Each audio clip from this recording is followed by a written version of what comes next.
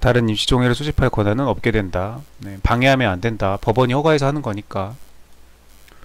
그 다음 48번 재판상 대위. 이것도 비송사건 절차법이죠. 가장 옳은 거. 네. 비송사건 절차법은 다 옳은 거를 냈네요. 네. 채권자는 자기 채권의 기한 전에 채무자의 권리를 행사하지 아니하면 그 채권에 보전할 수 없는 경우에만 재판상 대위를 신청할 수 있다. 기본적으로 맞는 내용인데, 이 보전할 수 없는 경우에만 이라고 해가지고 요 경우에만 대위를 신청할 수 있다고 해가지고 이거 말고도 하나가 더 있거든요. 그래서 여기 이 지금 지문상에 드러나지 않은 하나가 있기 때문에 이 내용은 그 문제를 푸는 사람이 그 내용까지 다 관련 내용을 기억을 해내야 되기 때문에 이런 지문은 좀 어려운 지문이죠.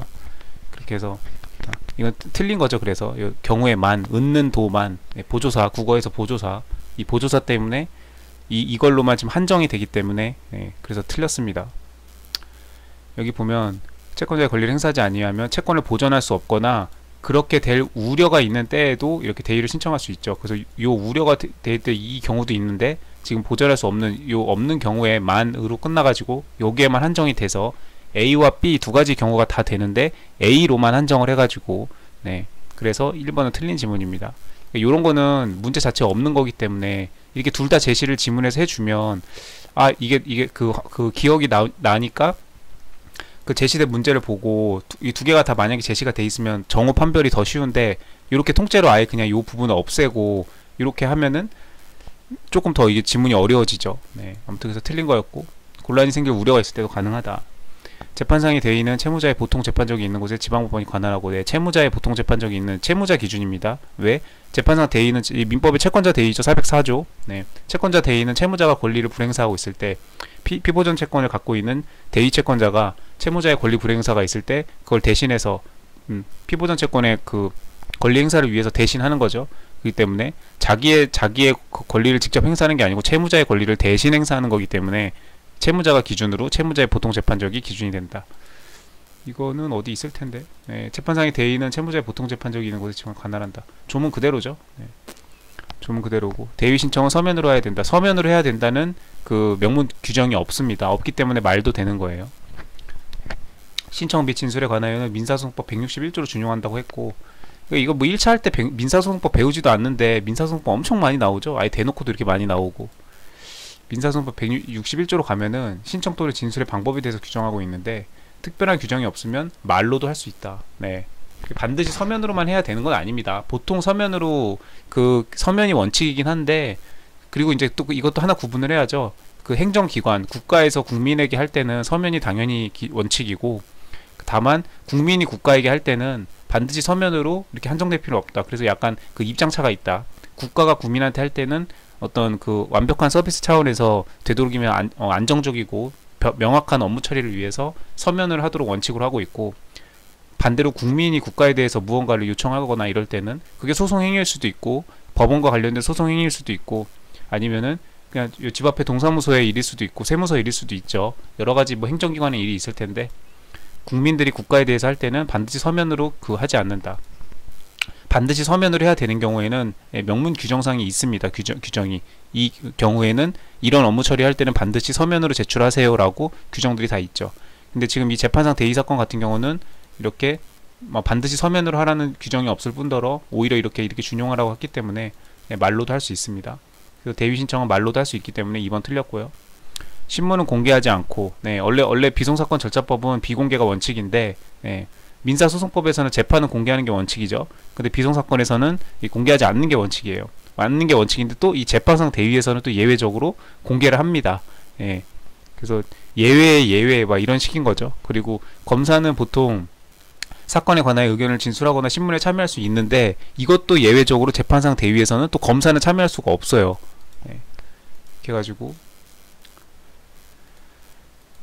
그 재판상 대위 사건에 관한 규정을 보면은 심리의 공개 및 검사의 불참이라고 돼 있습니다. 원래 비송 사건은 검사는 참여하는 게 원칙이고 심리는 비공개하는 게 원칙이에요. 여기 이렇게 13조 15조. 예, 신문은 비공개하는 게 원칙이고, 예, 다만 적정하다고 인정할 때 방청을 허가할 수 있을 뿐이고, 하여튼 신문은 비공개가 원칙이다. 비송 사건에서. 검사는 이렇게 참여할 수 있는 게 원칙이다. 그런데 재판상 대위 사건에서는 이거 두 개를 적용하지 않는다고 했죠. 그래가지고 신문은 반대로 공개라는 게 원칙이고, 검사는 의견을 진술할 수 없고 참여할 수 없는 게 이 재판상 대의 사건입니다. 되게 좀 특이하죠. 네. 그래서 3번은 반대로 진술했죠. 신문은 공개를 하고 검사는 참여할 수 없고, 둘 다 틀렸죠. 네. 앞에 뒤에 둘 다 틀렸어요. 3번도 틀렸고, 그 검사가 참여할 수 없는, 보통 참여할 수 없는 게 그 재판장 대위가 있고, 그 다음에 그 뒤에 나오는 보존 공탁 감정 사건, 그 다음에 상사 비성 사건 중에 사체에 관한 사건, 이거는 명시적으로 검사의 참여가 배제된다고 나와 있습니다. 규정이 있고. 근데 이거는 묶어서 외워주면 좋죠. 네. 뭐 비성 사건 버리실 분들은 뭐 버리시고요. 네. 뭐 그래도 어느 정도로 공부를 해두는 게 좋습니다. 네. 이렇게 쉽게 나오는, 공부만 하면 쉽게 맞출 수 있는 문제들이기 때문에, 네. 안 하면은 무슨 말인지 도통 모르겠지만, 그래도 뭐 이렇게 공부를 하면, 네, 그렇게 어렵진 않을 겁니다. 4번 대위의 신청을 각하한 재판에 대하여는 즉시 항고할 수 있고, 대위의 신청을 허가한 재판에 대해서는 뭐 고지하고 처분할 수 없고, 각하한 재판에 대해서는 대위의 신청을 각하했으니까 대위 채권자가 즉시 항고를 해야겠죠. 내가 대위 신청을 신청했는데 왜 각하했어 그러고, 채권자가 이때는 즉시 항고를 할 것이고, 대위의 신청을 허가하면, 그러면 채무자 입장에서 아니 왜 저 채권자한테 왜 대위 신청을 허가해줬어요 그러고 채무자가 즉시 항고를 할 수 있겠죠. 네.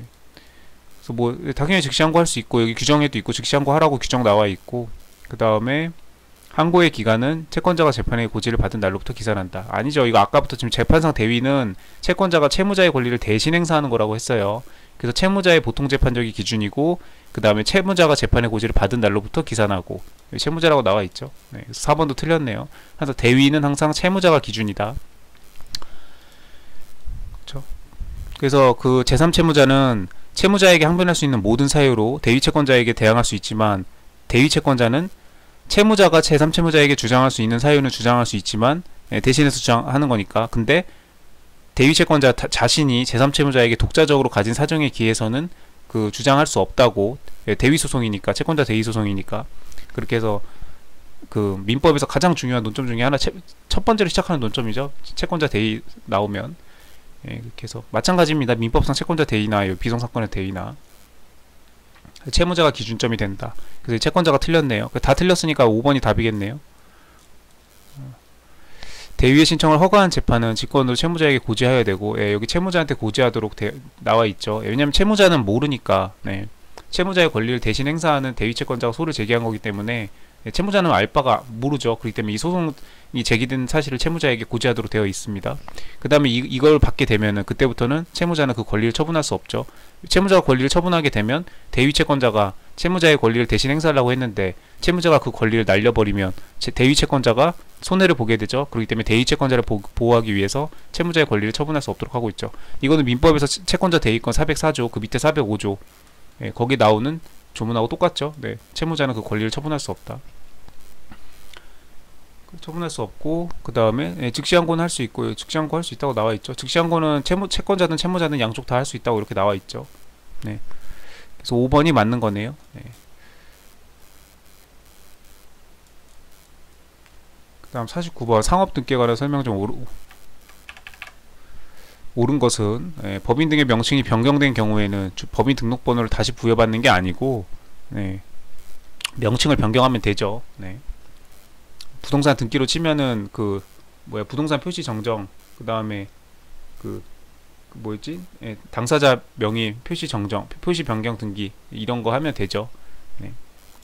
그래서 사람이 주민번호를 사람이 이름 바꾸게 되면, 개명을 하게 되면, 기본 증명서 첨부해가지고 그래서 이름을 바꾸는 거지 주민번호를 다시 부여받지는 않죠. 네. 다만 이제 무슨 범죄 피해자이거나 이렇게 해가지고 그 피의자한테 이제 그게 막 이게 노출이 돼가지고 주민번호를 바꿔야 될 경우에는, 그런 경우에는 예외적으로 이제 주민번호를 변경할 수가 있습니다. 네. 자기가 태어날 때 처음 부여받은 주민등록번호를 평생 써야만 되는 건 아니에요. 예외적인 그런 범죄 피해자이거나 그런 경우에 그런 주민번호를 바꿀 수 있는 경우가 있긴 합니다. 근데 이제 그걸 제외하고 기본적으로 사람이 이제 개명을 하게 되면 이름을 바꿔서 하는 거지 주민등록번호를 다시 부여받지는 않죠. 네. 그렇기 때문에 이거 마찬가지입니다. 법인이 명칭이 바뀌면 바뀐 명칭으로 바꾸면 되죠. 등기를. 네. 부동산 등기나 상업 등기나 마찬가지죠. 그래서 바꾸면 되는 거고, 법인 등록번호를 이게 사람으로 치면, 자연인으로 치면 주민등록번호 같은 거죠. 네. 법인 등록번호를 다시 부여받는 게 아니죠. 이거는 뭐 너무 기본적인 내용 같은데. 이거는 사실 이거는 상호